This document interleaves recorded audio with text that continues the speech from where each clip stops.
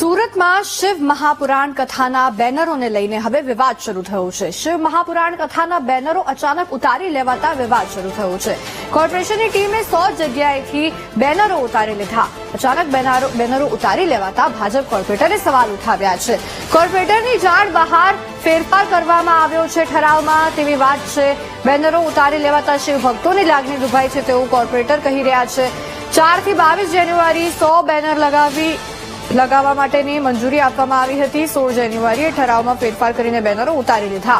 કોર્પોરેશનની સ્ટેન્ડિંગ સમિતિએ અચાનક જ ઠરાવ રદ કર્યો છે, જેને લઈને વિવાદ વકર્યો છે. કારણ આપ્યા વિના જ ઠરાવ બદલી નાખીને બેનરો ઉતારી લેવામાં આવ્યા છે. કથાકાર પ્રદીપ શર્માની શિવકથાનું આયોજન થનાર છે, ત્યારે સાઈ લીલા ચેરિટેબલ ટ્રસ્ટ દ્વારા શિવપુરાણ મહાકથાનું આયોજન કરવામાં આવ્યું છે, પરંતુ બેનરો ઉતારી લેતા આને લઈને વિવાદ થઈ રહ્યો છે.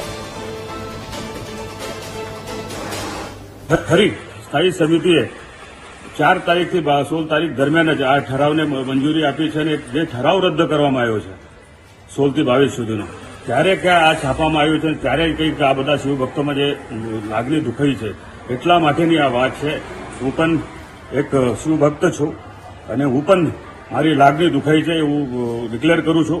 અને જે અમારા શિવભક્ત જ્યારે એમાં આસ્થા સાથે જોડાયા હતા એમની સાથે આ ખિલવાડ થઈ છે. સ્થાયી સમિતિ અધ્યક્ષશ્રીએ મને આ ખાનગી રાહે જાણ કરવાની હતી